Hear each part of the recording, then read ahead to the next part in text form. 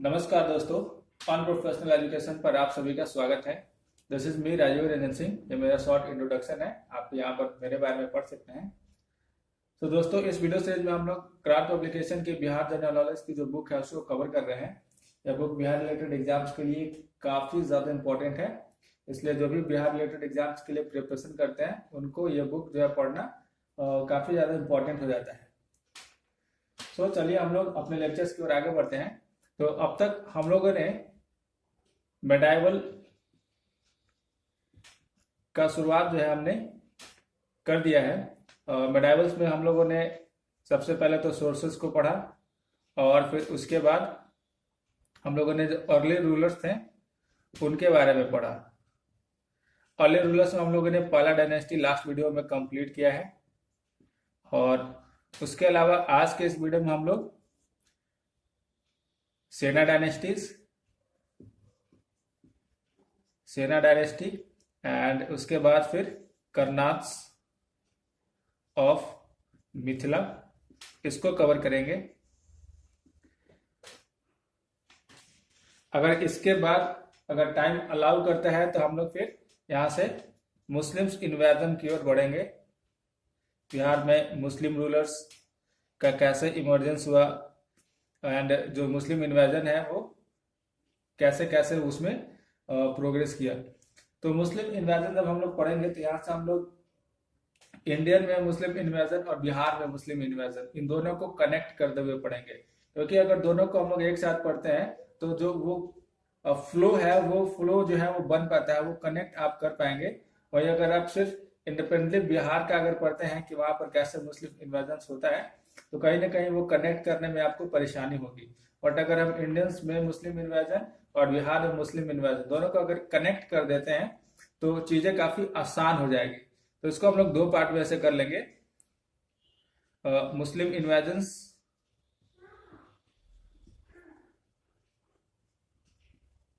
इन India, short introduction होगा सिर्फ, ऐसा नहीं कि पूरा का पूरा हम लोग यहीं पर कवर करना शुरू कर देंगे। और उसके बाद फिर बिहार को करेंगे हम लोग अलग से कवर। और साथ ही साथ मैं ये भी बता दूं कि जो सल्तनत पीरियड होगा उसको हम लोग काफी ब्रीफली पढ़ेंगे, डिटेल में नहीं जाएंगे, क्योंकि इससे क्वेश्चंस काफी कम होते हैं। क्योंकि अगर ये पीरियड आप देखें, मेनली अगर शेर शाह से पहले का पीरियड, जो बिहार में जो मुस्लिम किंगडम्स होते हैं वो छोटे छोटे किंगडम्स है। मेनली बिहार जो है अपना जो इम्पोर्टेंस है जो एंशिएंट टाइम में था वो लगभग यहाँ पर लॉस्ट कर चुका है, एंड इसमें जो रूलर्स है वो उतने ज़्यादा इम्पोर्टेंट नहीं है। तो यहाँ पर हम लोग इसको थोड़ा सा ब्रीफ में ही इंट्रोडक्शन लेते हुए एंड छोटे छोटे पॉइंट्स कवर करते हुए हम लोग इसको आगे बढ़ जाएंगे। और जो इम्पोर्टेंट है इसमें आपका जो नोहानी डायनेस्टी आता है वहाँ से इम्पोर्टेंट पॉइंट्स मेडाइवल में शुरू होता है, नोहानी पढ़ेंगे। और सूर डायनेस्टी जो सबसे ज़्यादा इम्पोर्टेंट है उसको कवर करेंगे डिटेल में। तो बाकी सारी चीज़ें डिटेल में कवर नहीं की जाएंगी। तो चलिए ये तो था आज का कंटेंट कि आज के वीडियो में हम लोग क्या क्या कवर करने वाले हैं। तो चलिए हम लोग वीडियो की शुरुआत करते हैं। और सबसे पहले हम लोग जो सेना डायनेस्टी है उसको कवर करते हैं।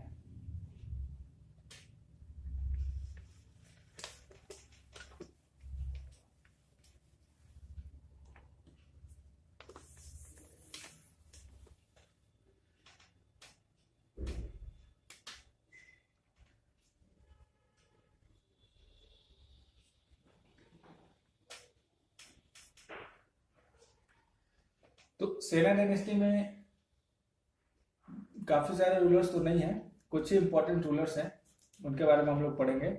सबसे पहले सेना डायनेस्टी के जो फाउंडर थे उनका नाम था सुमंत सेना। सुमंत सेना जो थे वो सेना डायनेस्टी के फाउंडर थे।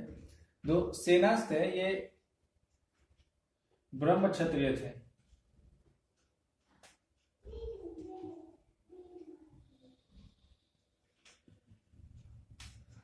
आगे हम लोग पढ़ेंगे कर्नाट के, तो वो लोग कर्नाट क्षत्रिय हैं। और ये जो सेना है दे were the Brahma Kshatriya and सेना dynasty was founded by the Sumant सेना। तो इनके बारे में कुछ इंपॉर्टेंट पॉइंट्स नहीं है, सिर्फ इनके सक्सेसर्स कौन कौन से होते हैं उनको पढ़ते जाना है। जो इम्पोर्टेंट है वो 3 रूलर्स हैं। एक है आपके विजय सेना, उसके बाद बल्लाल सेना और लक्ष्मण सेना। ये 3 जो है वो इम्पोर्टेंट है, तो उनको हम लोग थोड़ा सा डिटेल में कवर करेंगे। वैसे वो भी उतने ज़्यादा इम्पोर्टेंट नहीं है। तो हेमंत सेना के बाद, सॉरी, सुमंत सेना के बाद जो सक्सेड किए थे वो थे हेमंत सेना, इनके बेटे। और हेमंत सेना के बाद फिर आते हैं विजय सेना।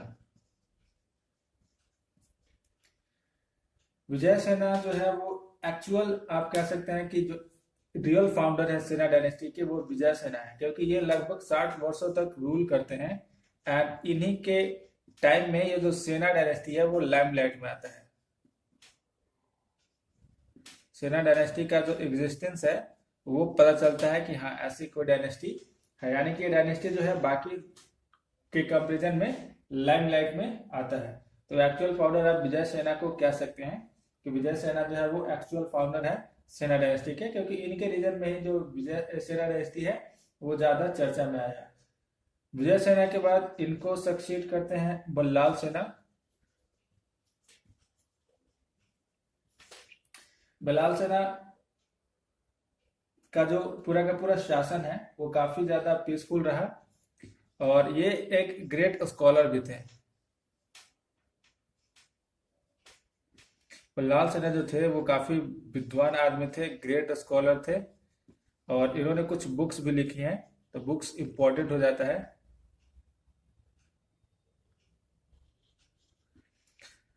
इन्होंने 2 बुक्स लिखी हैं। उन बुक्स का नाम है, सबसे पहला तो दान सागर, एंड दूसरा जो बुक है वो है अद्भुत सागर।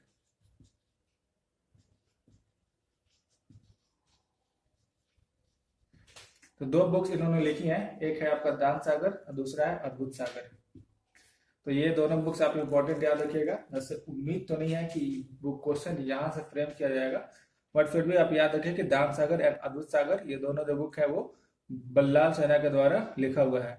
बल्लाल सेना से रिलेटेड कुछ और भी इंपॉर्टेंट पॉइंट है, बट उसको यहाँ पर कवर नहीं किया जाएगा। आगे जो चैप्टर जब हम लोग कंप्लीट करेंगे आर्ट एंड कल्चर का, तो वहां पर इसके बारे में थोड़ा बहुत मेंशन मिल जाता है। तो बल्लाल सेना के बाद जो अगले रूलर हैं वो आएंगे, बल्लाल सेना को सक्सीड करते हैं लक्ष्मण सेना।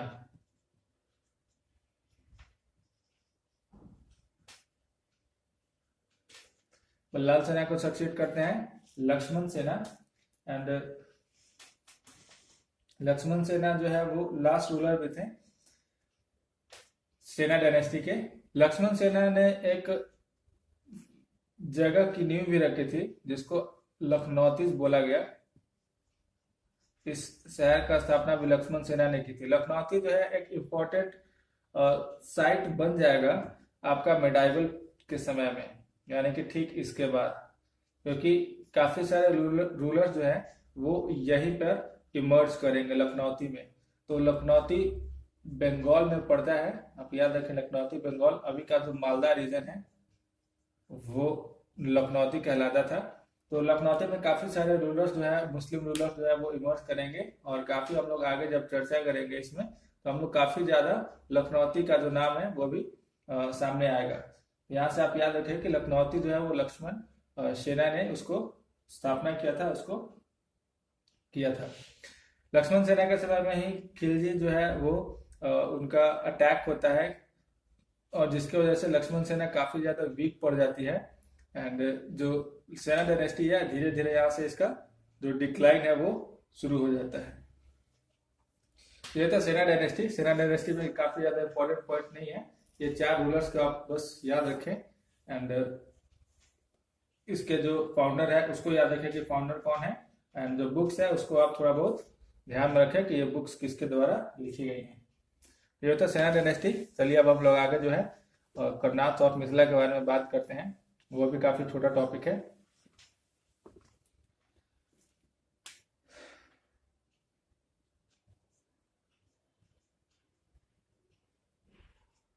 कर्नाट ऑफ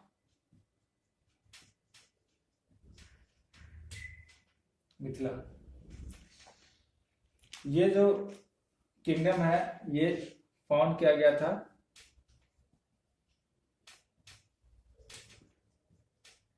नन्यदेवा। नन्यदेवा ने इस किंगडम को लगभग 1097 एडी में इसको फाउंड किया, इसकी स्थापना की। इसका जो कैपिटल था, इन्होंने इसका कैपिटल सिमराव रखा। सिमराव जो कि अभी चंपारण में पड़ता है। तो इन्होंने अपने किंगडम का जो कैपिटल है, जो सेंटर है, वो सिमराव रखा और वहीं से इन्होंने रूल किया। इनको कुछ और नामों से भी जाना जाता है, जैसे कि कर्नाट क्षत्रिय,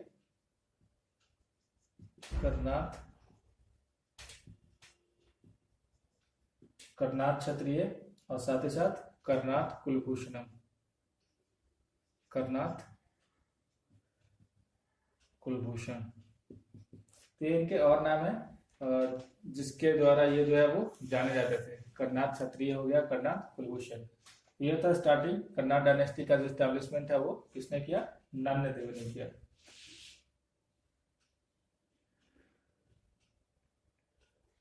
कर्नाट डायनेस्टी के यानी कि जो न्यायदेव को उसके बाद इन्होंने सक्सीड किया वो थे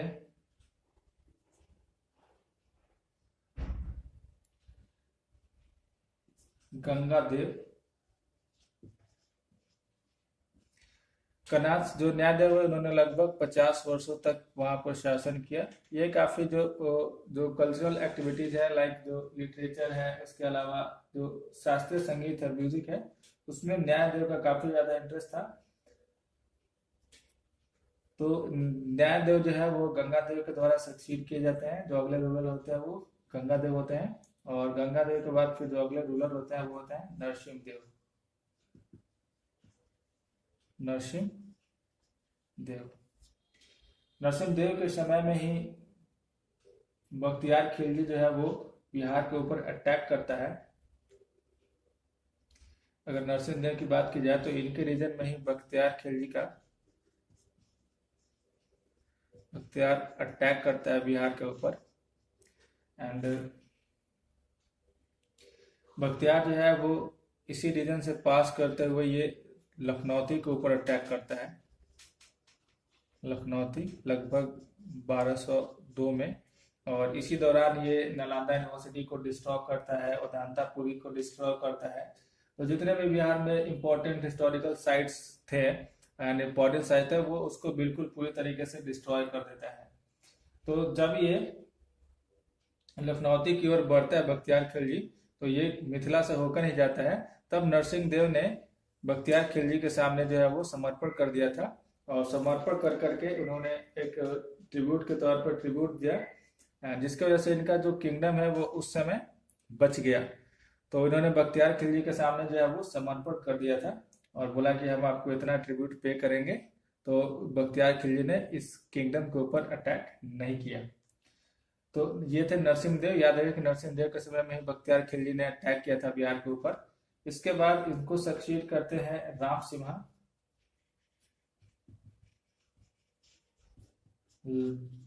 1227 एडी में राम सिम्हा जो है वो नरसिंहदेवा को सक्सीड करते हैं।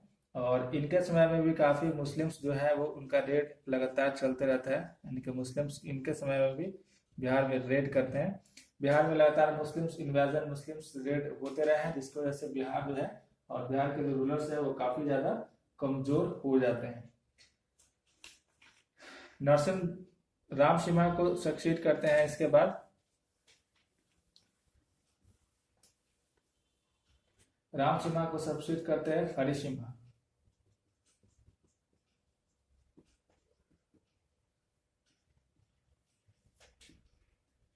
हरि सिम्हा राम सिम्हा के बाद हरि सिन्हा जो है वो सक्सीड करते हैं कर्नाट डायनेस्टी को। एंड हरि सिम्हा के समय में बिहार के ऊपर तुगलक डायनेस्टी के जो गयासुद्दीन तुगलक है वो अटैक करते हैं। गयासुद्दीन तुगलक, उनका अटैक होता है, वो अटैक करता है। हरि सिम्हा जो है उनके सामने डिफीट हो जाते हैं एंड हरि सिम्हा फिर वहां से भाग करके नेपाल चले जाते हैं, फ्लेड टू नेपाल। और फिर नेपाल से ये वापस नहीं आते हैं, वो नेपाल में ही रह जाते हैं, वहां पर ही अपनी जो आगे की जिंदगी है वो गुजारते हैं। नरसिम्हा नेपाल में एक पूजा भी वहां पर इंट्रोड्यूस करते हैं जिसका नाम है तेलुजा। तो तेलुजा जो है वो वहां पर एक वर्शिप है, तेलुजा गॉडेस की वर्शिप जो है वहां पर इंट्रोड्यूस करते हैं नेपाल में। तो ये था कर्नाटक ऑफ मिथिला के बारे में। दो इंपॉर्टेंट पॉइंट्स, दो इंपॉर्टेंट इवेंट बस इसमें याद रखने लायक है। एक तो है कि नरसिम्हदेव के समय में बख्तियार खिलजी का अटैक हुआ था, और दूसरा है कि हर्षिमा के समय में गयासुद्दीन तुगलक ने यहाँ पर अटैक किया था। वैसे भी आगे जब हम लोग मुस्लिम इन्वेजन एंड बिहार को देखेंगे तो इसमें सारी चीजें जो है वो डिस्कस की जाएंगे अलग अलग, कब किस समय पर किस रूलर ने बिहार के ऊपर अटैक किया था। तो ये है कर्नाटक ऑफ मिथिला के बारे में। तो हम लोगों ने अभी Sena dynasty and Karnataka of Mithila इन दोनों को कवर किया। काफी छोटे छोटे टॉपिक्स हैं, इनसे उम्मीद है कि क्वेश्चन तो काफी ज्यादा नहीं आना चाहिए, बनना भी है तो 2-3 क्वेश्चन बनेंगे, उससे ज्यादा क्वेश्चन इसमें बन ही नहीं सकते हैं। तो चलिए ये दोनों टॉपिक हम लोगों ने कवर कर लिया। अब हम लोग बढ़ते हैं मुस्लिम्स इन्वेजन को लेकर के, Muslims invasion in Bihar and India. तो अभी तक आप लोगों ने देखा कि अलग अलग समय पर मुस्लिम्स इन्वेजन बिहार में होते रहे हैं। सबसे पहले तो बख्तियार खिलजी ने इन्वेजन किया, उसके बाद फिर तुगलक डायनेस्टी ने। तो सिर्फ इन्हीं दोनों ही नहीं, जो दिल्ली सल्तनत में जो भी रूल रहे हैं, दिल्ली सल्तनत में जो रूल है, अगर किसका किनका रूल रहा उनको याद करने के लिए एक शॉर्ट ट्रिक है, लाइक गुल खिले तो सैयद लोधी, ऐसे करके एक ट्रिक है। तो इससे आप लोग उसको याद कर सकते हैं कि दिल्ली में जो कौन कौन से मुस्लिम रूलर्स हुए हैं। गुल यानी कि गुलाम वंश, गुलाम डायनेस्टी, गुलाम डायनेस्टी को हम लोग मामलुक डायनेस्टी के नाम से भी जानते हैं, मामलुक डायनेस्टी। उसके बाद फिर खिलजी डायनेस्टी,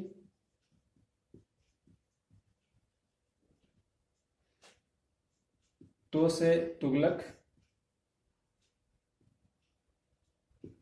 तुगलक डायनेस्टी, सैयद से सैयद डायनेस्टी,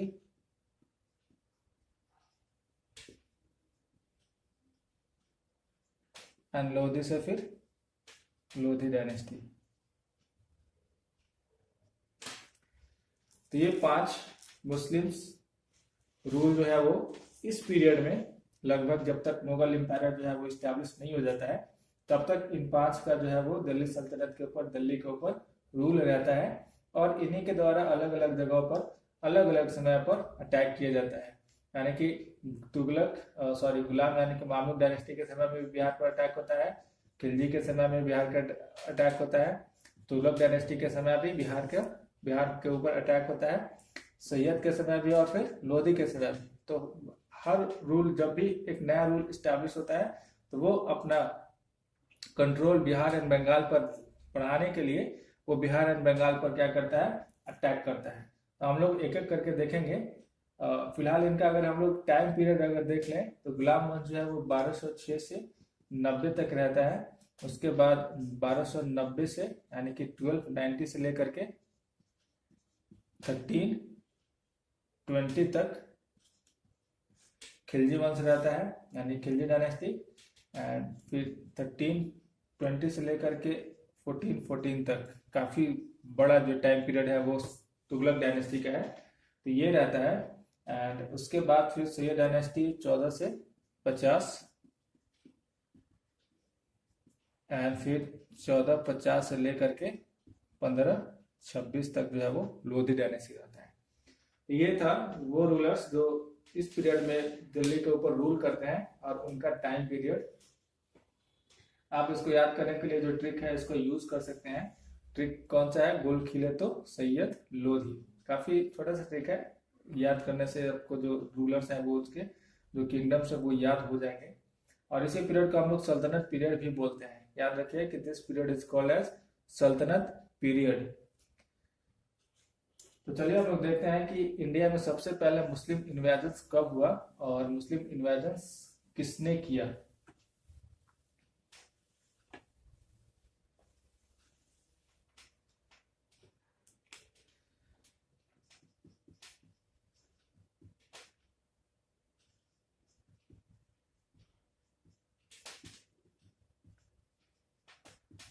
क्योंकि अगर हम इसको यहाँ से पढ़ते हैं तो जो करेक्शन है वो बनाने में काफ़ी ज़्यादा आसानी होगा और समझने में भी काफ़ी सारी चीज़ें आसान हो जाएंगी। देखिए, अगर मुस्लिम्स की बात की जाए तो ये जो रिलीजन है ये प्रॉफिट मोहम्मद के द्वारा स्टैब्लिश की गई थी। प्रॉफिट मोहम्मद ने इस रिलीजन यानी कि इस्लाम को फाउंड किया था, यानी कि इसका इस्टेब्लिशमेंट किया था। प्रॉफिट मोहम्मद का जो टाइम पीरियड है वो लगभग 570 एडी यानी कि इनका जन्म और 632 एडी यानी कि इनकी डेथ जो है वो हुई थी। जन्म की बात करें तो ये आपका हो जाएगा मक्का और डेथ की बात करें तो वो हो जाएगा आपका मदीना। मक्का मदीना एक साथ बोला भी जाता है। तो he was the founder of Islam religion. और सबसे पहले इस्लाम को कन्वर्ट होने वाले यानी कि इस्लाम को फॉलो करने वाले जो लोग थे वो अरब्स थे। अरब्स ने इस्लाम को क्या किया, फॉलो किया। एंड 632 तक प्रॉफिट मोहम्मद रहते हैं। उसके बाद अरब जो होते हैं वो इंडिया के ऊपर अटैक करते हैं। दे इन्वेड इंडिया। सबसे पहले याद रखिए कि अरब जो है वो कन्वर्ट हुए थे, तो इसलिए अरब याद करने से याद हो जाएगा कि अरब सबसे पहले इन्वेड किए थे इंडिया के ऊपर और वो किए थे 712 एडी में। थोड़ी सी बातें और इसमें अगर हम लोग जाने तो प्रॉफिट मोहम्मद के बाद जो पूरा का पूरा रिलीजन है वो खलीफा के द्वारा चलना शुरू हुआ था, यानी कि जो कैलिफेट होते हैं वो उनका जो है वो कंट्रोल रहता था इसके ऊपर। कैलिफेट को यानी कि जो खलीफा होते थे उनको रिलीजियस हेड ऑफ इस्लाम जो है वो भी कहा जाता है, यानी कि वो रिलीजियस हेड होते थे खलीफा, कैलिफेट। तो उस वक्त जो है ईरान के एक गवर्नर जो है, बहुत ज़्यादा डिटेल में तो हम लोग नहीं जाएंगे। ईरान के गवर्नर अपने सन इन लॉ मोहम्मद बिन कासिम को ये ऑर्डर देते हैं या फिर ये अलाउ करते हैं कि वो जा करके इधर इंडिया में रेड करे। तब मोहम्मद बिन कासिम 712 एडी में इंडिया में रेड करता है। इंडिया में खासतौर पर जो नॉर्थ वेस्टर्न साइड है, अगर ये इंडिया का मैप हम लोग मान के चले तो यहाँ पर जो नॉर्थ वेस्टर्न रीजन, अच्छा इसको हम लोग इधर देख लेते हैं।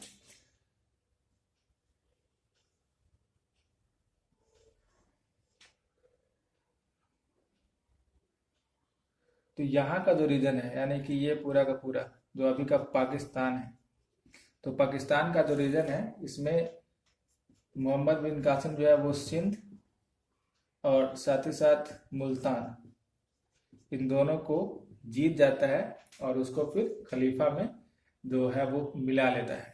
और यहाँ पे लगभग 150 वर्षों तक ये इसकी जो स्थिति है वो ऐसे ही बनी रहती है, यानी कि सिंध और मुल्तान दोनों जो है वो जो खलीफा है उसमें शामिल रहता है। तो सबसे पहला मुस्लिम इन्वेजन जो होता है इंडिया के ऊपर वो मोहम्मद बिन कासिम के द्वारा 712 एडी में किया जाता है।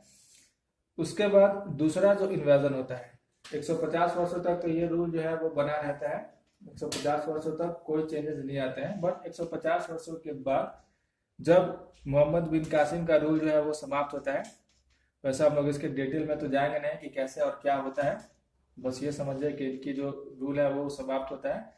तो उसके बाद दूसरा जो इन्वेजन होता है वो तुर्क का होता है, क्योंकि जो खलीफा में जो डोमिनेंस है वो टर्किश का जो तुर्क लोग थे उनका ज़्यादा था। जो इराक के जो बगदाद था तो बगदाद का खलीफा में काफ़ी ज़्यादा इन्फ्लुएंस था। तो दूसरा जो इन्वेजन होता है वो तुर्क का होता है। एंड तुर्क में भी सबसे पहले जो आकर के बिहार में इंडिया में अटैक करते हैं वो थे महमूद ऑफ गजनी। और ये इनका जो रूल रहता है 1971 से लेकर के 1030 तक। तो महमूद ऑफ गजनी जो है वो इंडिया में अटैक करता है, लगभग 17 बार ये इंडिया में अटैक करता है। एंड आकर के इसका मकसद सिर्फ और सिर्फ यहाँ से जितना हो सके वो सोने चांदी लूट कर ले जाने का था। तो इसने लगभग 17 टाइम्स अटैक किया था और 17 टाइम्स में काफ़ी ज़्यादा जितना हो सकता था ये अपने क्षमता के अनुसार जितना से ज़्यादा हो सके ये यहाँ से गोल्ड एंड सिल्वर जो है वो लेकर के गया था। तब इसने अटैक किया था। इसका अटैक जो है वो लगभग 100 एडी में था, 1000 साल में। और इसने जो सोमनाथ टेम्पल था उसको भी काफ़ी डिस्ट्रॉय किया था। सोमनाथ टेम्पल को इसने लूटा था। तो दूसरा जो इन्वेजन होता है वो मोहम्मद गजनी का होता है। उसके बाद तीसरा इन्वेजन होगा गोरी का।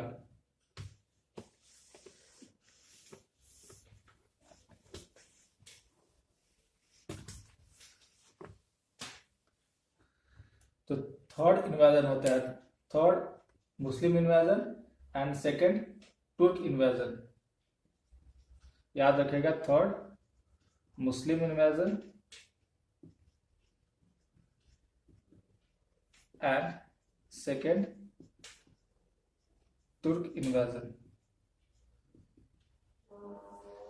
ये होता है मोहम्मद ऑफ गोरी। मोहम्मद ऑफ गोरी जो है वो इसका जो टाइम पीरियड है 1149 से लेकर के 1206 तक का है। तो ये अटैक करता है इंडिया में। इंडिया में इसका जो अटैक है वो पहली बार जब ये इन्वेड करता है that was in 1176 AD. 1176 AD में सबसे पहली बार इंडिया पे अटैक करता है। यहाँ पर इसकी जो सामना होता है, इसका सामना होता है पृथ्वीराज चौहान से। पृथ्वीराज चौहान से इसने 2 बैटल किए थे, दोनों तराइन का युद्ध के नाम से जाना जाता है। फर्स्ट बैटल ऑफ तराइन, उसके बाद second battle of Tarain.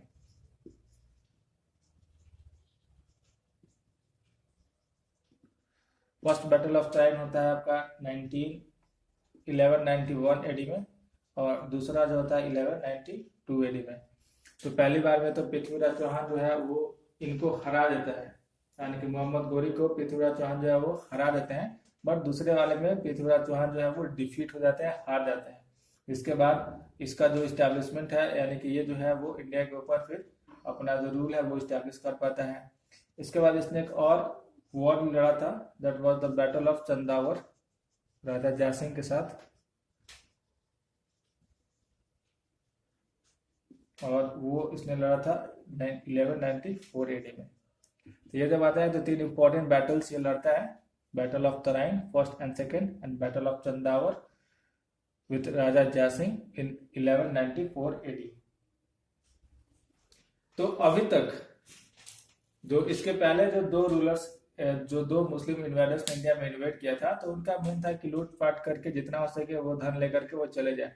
But जब मोहम्मद ऑफ गोरी ने इंडिया पे अटैक किया था, इंडिया को इन्वेड किया, तब इसके जो कमांडर्स है वो यहीं पर रह गए और उन्होंने यहाँ पर अलग अलग जगहों पर रूल करना स्टार्ट कर दिया था। इसके 2 कमांडर्स थे, एक थे कुतुबुद्दीन ऐबक,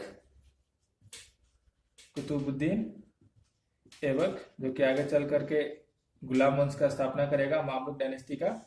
और दूसरा था बख्तियार खिलजी।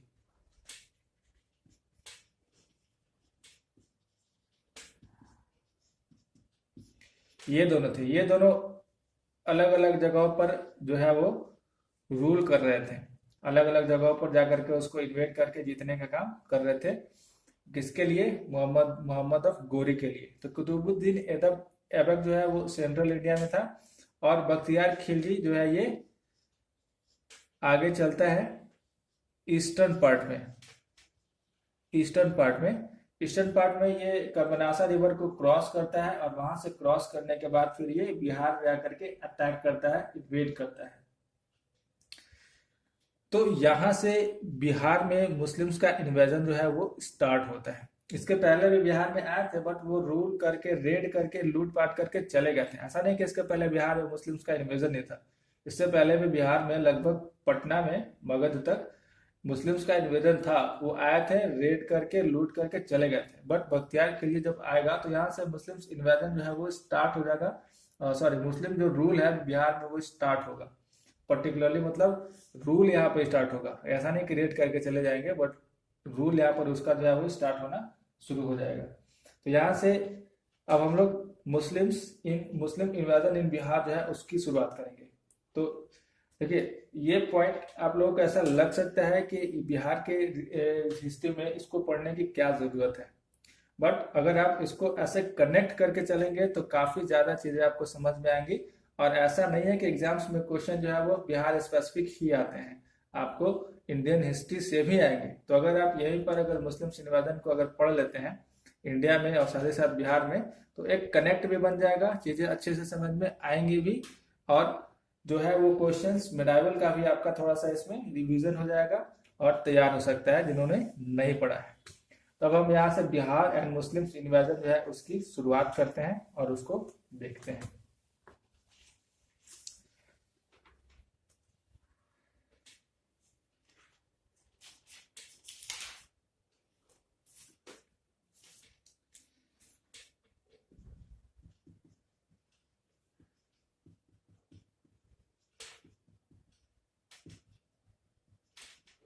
हम लोग कोशिश करेंगे कि इसको जो है वो कम से कम टाइम में समाप्त कर लिया जाए, क्योंकि इसमें ज़्यादा समय देना उतना ज़्यादा बेहतर नहीं होगा, क्योंकि इससे क्वेश्चंस बनते हैं, ऐसा नहीं क्वेश्चन नहीं बनते, क्वेश्चन बनते हैं बट उतने ज़्यादा क्वेश्चन नहीं बनते जितना मॉडर्न से बनता है। मॉडर्न हिस्ट्री से काफ़ी सारे क्वेश्चंस बीपीएससी में पूछे जाते हैं, और इसके बाद हम लोग फिर मॉडर्न हिस्ट्री ही स्टार्ट करेंगे, और मॉडर्न हिस्ट्री काफ़ी डिटेल में उसको हम लोग कवर करेंगे।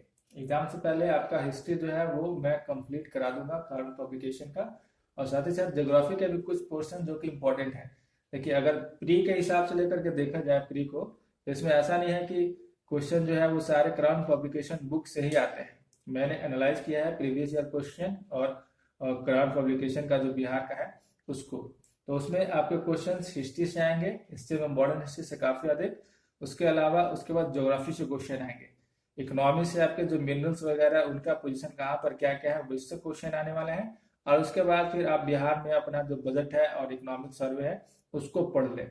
इतना ही बिहार में, बिहार से रिलेटेड क्वेश्चन आएंगे प्री के अंदर से, उस प्री में, इससे बाहर क्वेश्चंस नहीं आएंगे। तो हम लोग पूरा बिहार क्राउन अभी पूरा कंप्लीट नहीं करेंगे, बल्कि जो जो सेक्शंस इंपॉर्टेंट है जिससे क्वेश्चंस आएंगे उसको हम लोग सिर्फ कवर करेंगे। तो चलिए, हम लोग बिहार में थे बख्तियार खिलजी के समय में। बख्तियार खिलजी बिहार में क्या करता है, रेड करता है। ये लगभग 1119 में बिहार में रेड करता है, उसके बाद 1202 और फिर 1204, अलग अलग समय पर 3 समय पर ये रेड करता है। सबसे पहले जब 1199 में जब ये रेड करता है, तब ये बिहार का जो फेमस उदांतापुरी बिहार है, उदांतापुरा बिहार, इसको डिस्ट्रॉय कर देता है, कंप्लीटली डिस्ट्रॉय करता है। और उदांतापुरी हमको पता है कि ये कहाँ पर है, बिहार शरीफ में। तो ये पूरी तरीके से इसको डिस्ट्रॉय कर देता है, तबाह कर देता है। एंड उसके बाद फिर ये 1202 और 1204 में जब ये अटैक करता है, ज्यादातर इनका जो वॉर होता है बख्तियार खिलजी जो बिहार और बंगाल में अटैक करता है, तो इसका जो मेनली फाइट होता है, वॉर होता है, वो लखनौती के जो रूलर होते हैं उनके साथ होता है। लखनौती के जो रूलर्स होते हैं उनके साथ इसका जो है वॉर होता है। और बाकी जो किंगडम्स अलग अलग है वो या तो इससे वॉर करते वक्त बिल्कुल खत्म हो जाते हैं, या फिर जो इनको जो शरण है वो अगर स्वीकार कर लेते हैं, इनको समर्पण कर देते हैं, तो फिर वो बच जाते हैं। तो बिहार के समय में जब ये बख्तियार खिलजी जब अटैक करता है, तो उस वक्त बिहार में जो भी रूलर्स थे वो लगभग समाप्त हो जाते हैं, चाहे वो गुप्ता की बात करें, क्योंकि गुप्ता जो है, गुप्ता रूलर्स कहें, जो लास्ट में गुप्ता जो रूलर्स बच जाते हैं, जिसको लेट गुप्ता पीरियड के बाद नाम से हम लोग जानते हैं, तो ये रूलर भी लगभग इस बख्तियार खिलजी के अटैक के वक्त बिल्कुल समाप्त हो जाता है। सेना डायनेस्टी है, ये भी पूरी तरीके से खत्म हो जाता है। और जो करनाट्स है, करनाट्स में जो है अभी हमने पहले पढ़ा है कि ये जो है वो उसको समर्पण जो है वो कर देते हैं, यानी कि उनका जो संरक्षण है ये इनको मिल जाता है, ये उसके लिए ट्रिब्यूट पे करते हैं, यानी कि जो रकम है वो पे करते हैं। इसके वजह से करनाट जो है वो बच जाते हैं। बाकी गुप्ता एम्पायर जो है ये भी खत्म हो जाता है, सेना जो है ये भी लगभग पूरी तरीके से खत्म हो जाएगा। हमने पढ़ा था कि सेना का जब अटैक होता है, सेना के ऊपर अटैक होता है, तो अभी हमने जब सेना डायनेस्टी पढ़ा था तो उसमें हम लोग ने रूलर्स के बारे में पढ़ा था। तो जब ये बख्तियार खिलजी का अटैक होता है तो ये रूलर जो है वो बिल्कुल पूरी तरीके से खत्म हो जाते हैं, करनाट बच जाते हैं। लेकिन इसके बाद फिर हम लोग पढ़ेंगे कि करनाट के साथ तुगलक डायनेस्टी का जो है वो वॉर होगा। बख्तियार खिलजी जो है वो बिहार शरीफ में एक सब डिवीजन है नाम का, जिसका नाम है बख्तियारपुर।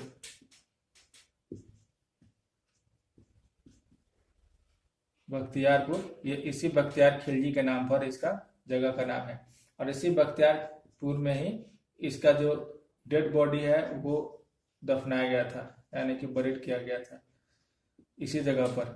बख्तियार खिलजी का डेथ जो है वो 1206 एडी में हो गया था और यहीं पर इसको जो है वो दफनाया गया था। इसका शायद कब्र भी हो सकता है कि यहाँ पर हो। तो ये था बख्तियार खिलजी के बारे में। बख्तियार खिलजी आता है, यहाँ से जितने भी रूलर्स हैं वो लगभग समाप्त हो जाते हैं। इसके बाद जो जब ये यहाँ से मान लीजिए कि जब ये जो इसका डेथ हो जाएगा, बख्तियार खिलजी का डेथ होता है, तो इसके जो कमांडर्स है या फिर इसके जो रिलेटिव्स होंगे वो बिहार के ऊपर रूल करते हैं। तो वो बिहार के ऊपर इंडिपेंडेंटली रूल करते हैं। उसके बाद फिर जैसे जैसे अलग अलग जो डायनेस्टीज यहाँ पर आएंगे दिल्ली के ऊपर, जैसे इसके ठीक बाद मामलुक डायनेस्टी जो है वो दिल्ली पर बैठता है। मामलुक यानी कि गुलाम वंश, ये दिल्ली के ऊपर बैठता है। तो इसके मामलुक डायनेस्टी जब बैठेगा तो इसका जो रूलर है, स्टार्टिंग के जो कुतुब ऐबक है उसने बिहार के ऊपर, बिहार बंगाल के ऊपर जो है वो इतना फोकस नहीं किया। बट इल्तुतमिश जो इसका रूलर है वो बिहार के ऊपर अपनी नजर बढ़ाता है और बिहार को कैप्चर करने के लिए ये अटैक करता है 1225 एडी में। 1225 एडी में ये बिहार के ऊपर अटैक करता है। और देखिए जब बख्तियार खिलजी था तो उसने बिहार और बंगाल को यूनाइट कर दिया था। बिहार और बंगाल को एक साथ यूनाइट करके उसने उसके ऊपर रूल किया। बट इल्तुतमिश जैसे ही आएगा ये बिहार और बंगाल को क्या करेगा, बाइफरकेट कर देगा, दो भागों में बांट देगा। बाइफरकेट कर देता है, दो भागों में बांट देता है और डिमार्केशन हो जाता है। यहाँ से मुंगेर से जो है वो डिमार्केशन दोनों का हो जाता है, बिहार और बंगाल अलग अलग। और मुंगेर जो है वो बॉर्डर स्टेट, आप समझ, बॉर्डर लाइन जो है वो इन दोनों के बीच का बन जाएगा। फिर जैसे मामलुक डायनेस्टी वो धीरे धीरे जब समाप्त होगा तो जो भी रूलर्स यहाँ पर थे जो इसको कंट्रोल कर रहे थे इस रीजन को, वो अपने आप को इंडिपेंडेंट जो है वो घोषित कर लेंगे। उसके बाद फिर दूसरी जो डायनेस्टी आएगी खिलजी, वो भी बिहार को कंट्रोल करने के लिए अटैक करेंगे बिहार के ऊपर। तो खिलजी डायनेस्टी में अलाउद्दीन खिलजी जो है वो बिहार के ऊपर अटैक करता है। अलाउद्दीन खिलजी जो है वो अपने विश्वासी इस्माइल को भेजता है बिहार के ऊपर अटैक करने के लिए। ये आता है और बिहार में जो कर्नाट डायनेस्टी है उसको हरा करके, डिफीट करके यहाँ पर जो है अपनी डायनेस्टी जो है वो इस्टेब्लिश करता है। और जब ये